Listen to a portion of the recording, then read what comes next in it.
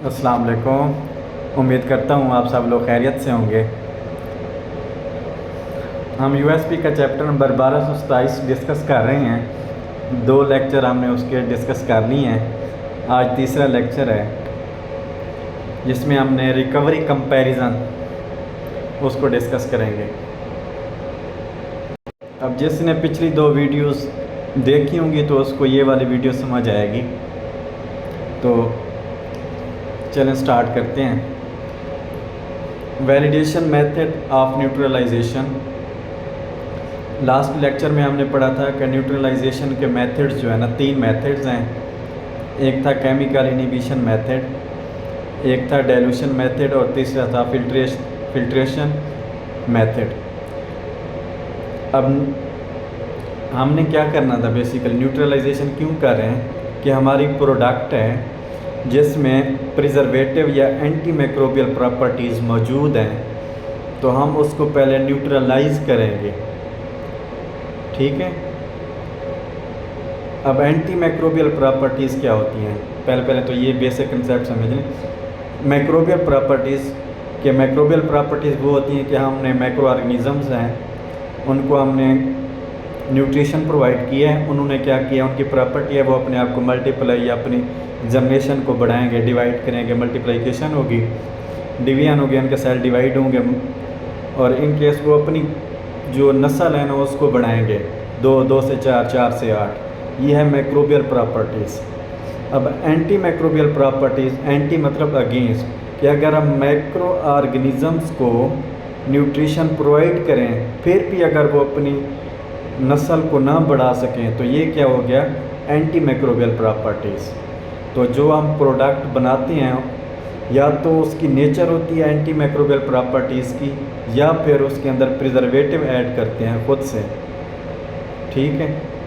तो अब हमने क्या किया, हमारे पास प्रोडक्ट है, उसके अंदर प्रिजर्वेटिव मौजूद है या फिर वो बज़ाते खुद एंटी माइक्रोबियल प्रॉपर्टीज़ रखती है।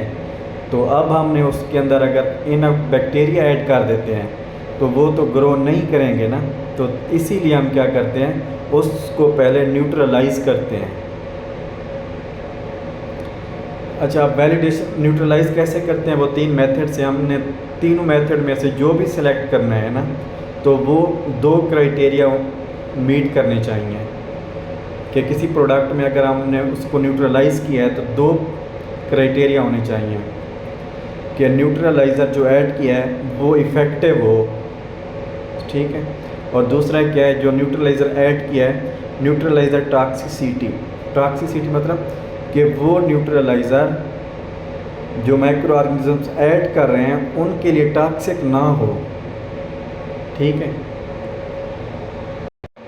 अब ये डेफिनेशन है कि द न्यूट्रलाइज़र इफेक्टिव कब होगा, जब the inhibiting anti microbial properties of product के प्रोडक्ट की एंटी माइक्रोबियल प्रॉपर्टीज़ अगर इनहिबिट हो रही हैं न्यूट्रलाइज़र से, तो वो क्या होगा, न्यूट्रलाइज़र एफिकेसी, इफ़ेक्टिव होगा वो neutraliser without impairing the recovery of viable microorganisms. और जो अब हम microorganisms, viable microorganisms add करेंगे उनको वो रिकवर होने दे रहा है, मतलब वो ग्रो कर रही हैं, तो वो क्या होगा, न्यूट्रलाइज़र टॉक्सिसिटी।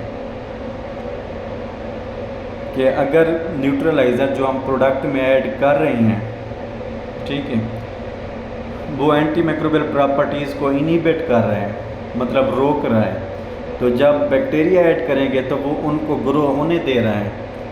ये बेसिकली डिफरेंस है neutraliser efficacy and neutraliser toxicity में। अब ये जो 2 टर्मिनोलॉजीज़ हैं उसके लिए क्या किया है, सेकंड पैराग्राफ के अंदर इस चैप्टर के ट्रीटमेंट ग्रुप्स उसने बताए हैं, हमें समझाने की कोशिश की है कि 3 ग्रुप्स हैं। फर्स्ट ग्रुप है टेस्ट ग्रुप, जिसके अंदर product is subjected to neutralization method, के प्रोडक्ट है उसको न्यूट्रलाइज़ किया है, न्यूट्रलाइजेशन मेथड कोई भी मेथड अडॉप्ट किया है हमने।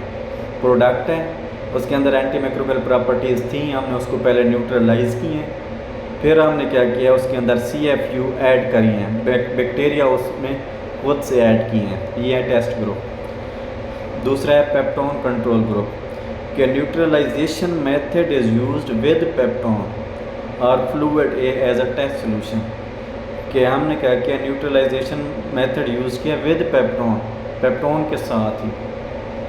तीसरा ग्रुप क्या है, वायबिलिटी ग्रुप, कि एक्चुअल इनोकुलम के हमने नॉन CFU जो है ना वो ऐड किए हैं without exposure of neutralization scheme, कि हमने यहाँ पे न्यूट्रलाइजेशन मेथड नहीं अप्लाई किया। ऊपर वाले 2 मेथड के अंदर हमने न्यूट्रलाइजेशन ऐड की है, प्रोडक्ट को न्यूट्रलाइज किया है, लेकिन यहाँ पे हम क्या कर रहे हैं कि हमने न्यूट्रलाइजेशन नहीं ऐड किया, सिर्फ मीडिया लिया, उसके अंदर हमने क्या किया, इनोकुलम ऐड कर दिया। अब उसकी कुछ डिमॉन्स्ट्रेशन इस तरह से दी है कि similar recovery from test group मतलब जिसके अंदर प्रोडक्ट है, न्यूट्रलाइज़र है और इनोकुलम है, वहाँ से जो रिकवरी होगी, एंड पेप्टोन ग्रुप जिसके अंदर न्यूट्रलाइज़र और प्रोडक्ट विद पेप्टोन है, उन दोनों उनके अंदर रिकवरी अगर सिमिलर आ जाती है तो इसका मतलब क्या हुआ, डिमॉन्स्ट्रेट एडिकेट न्यूट्रलाइज़र एफिकेसी, कि न्यूट्रलाइज़र इफ़ेक्टिव है। फर्स्ट 2 ग्रुप के अंदर अगर रिकवरी सेम आ रही है तो इसका मतलब क्या है कि न्यूट्रलाइज़र इफ़ेक्टिव है, वो एंटी माइक्रोबियल प्रॉपर्टीज़ को न्यूट्रलाइज कर रहा है, ठीक है, इनिबिट कर रहा है, मतलब जो प्रोडक्ट की एंटी माइक्रोबियल प्रॉपर्टीज़ थी वो न्यूट्रलाइज़र उसको क्या कर रहा है, इनिबिट कर रहा है। तो अभी जो है ना उसके अंदर क्या आ रही है, ग्रोथ आ रही है, रिकवरी आ रही है। दूसरा क्या है, similar recovery from peptone water group and viability group demonstrate adequate neutraliser toxicity. अब ये कि अगर सेकंड ग्रुप और थर्ड ग्रुप में सेम रिकवरी आ रही है तो ये क्या बता रही है, उस न्यूट्रलाइज़र की टॉक्सिसिटी को डिफाइन कर रही है। अब थर्ड पैराग्राफ में उसके अंदर क्या बताता है, प्रिंसिपल क्या है इसका, सिंपल प्रिंसिपल ये है कि प्रोटोकॉल जो हम बनाएंगे वैलिडेशन ऑफ माइक्रोबियल रिकवरी का, कि हमने कोई मेथड न्यूट्रलाइजेशन का अगर प्रोटोकॉल बनाना है तो वो शो करे रिकवरी ऑफ लो इनोकुलम, कि जो हमने लेस दैन 100 CFU ऐड की हैं is not inhibited by the test samples and neutralization method. जो भी हमने टेस्ट लगाया है या न्यूट्रलाइजेशन मेथड यूज़ किया है, कि अगर हम उनके अंदर non CFU less than 100 CFU add कर रहे हैं तो वो इनहिबिट नहीं हो रहे, ये प्रोटोकॉल के अंदर मस्ट शो होना चाहिए, ठीक है। नेक्स्ट वो एक्सप्लेन कर रहे हैं वैलिडेशन प्रोटोकॉल्स, वही जो ऊपर हमने डिस्कस किए हैं कि न्यूट्रलाइज्ड प्रोडक्ट विद इनोकुलम। तीसरा, चैलेंज इनोकुलम इन बफर्ड सोल्यूशन, या पेप्टोन वाटर सोल्यूशन के अंदर हम इनोकुलम ऐड किया, चैलेंज इनोकुलम। थर्ड क्या है, inoculum in the absence of product और न्यूट्रलाइज़र, के प्रोडक्ट या न्यूट्रलाइज़र की गैर मौजूदगी में हमने क्या किया, इनोकुलम ऐड किया।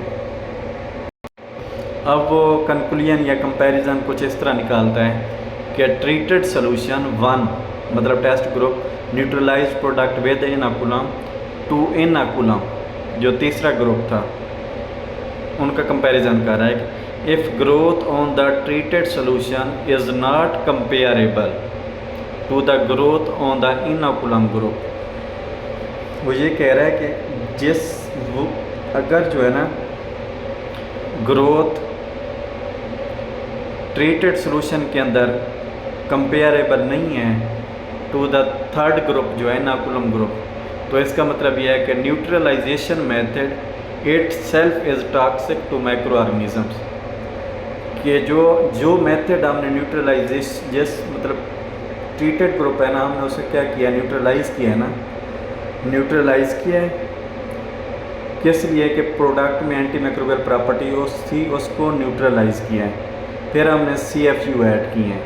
अब अगर उसके अंदर ग्रोथ आती है, कम आती है एज़ कम्पेयर टू वो ग्रुप जिसके अंदर हमने सिर्फ CFU ऐड किए हैं, ठीक है, अगर उसके अंदर ग्रोथ ज़्यादा आती है जिसके अंदर हमने सिर्फ CFU ऐड किए हैं, और दूसरा ग्रुप कौन सा है जिसके अंदर हमने न्यूट्रलाइज़र भी ऐड किया है और CFU भी ऐड किए हैं, अगर इन दोनों की वो कह रहे हैं कि ग्रोथ या टर्बिडिटी कंपेरेबल नहीं है तो इसका मतलब यह है कि जो आपने न्यूट्रलाइज़र ऐड किया है प्रोडक्ट के अंदर एंटी माइक्रोबियल प्रॉपर्टीज़ को इनहिबिट करने के लिए, ताकि माइक्रो ऑर्गेनिजम्स ग्रो करें, लेकिन वो क्या कर रहे हैं, माइक्रो ऑर्गेनिजम्स को ग्रो नहीं करने दे रहा, जिसकी वजह से उसकी टर्बिडिटी कंपेरेबल नहीं है उसके जिसके अंदर न्यूट्रलाइज़र नहीं है।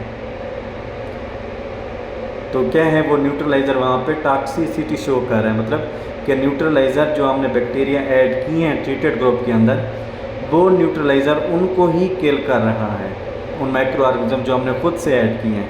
तो ये है न्यूट्रलाइज़र टॉक्सिसिटी। तब हम क्या करेंगे, तब हम न्यूट्रलाइज़र चेंज करेंगे, अपने मेथड को मॉडिफाई करेंगे। होप सो आप लोगों को पॉइंट समझ आ गए होंगे, जो एक्चुअली मैं इजी वे में आप लोगों तक कन्वे करने की कोशिश कर रहा हूँ। अगर फिर भी कोई भी क्वेश्चन है आपके माइंड में, तो आप कमेंट सेक्शन के अंदर ज़रूर पूछ सकते हैं एनी टाइम।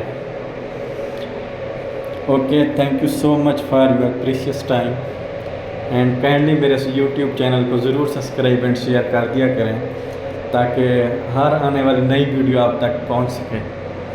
ओके, अल्लाह हाफिज़, टेक केयर।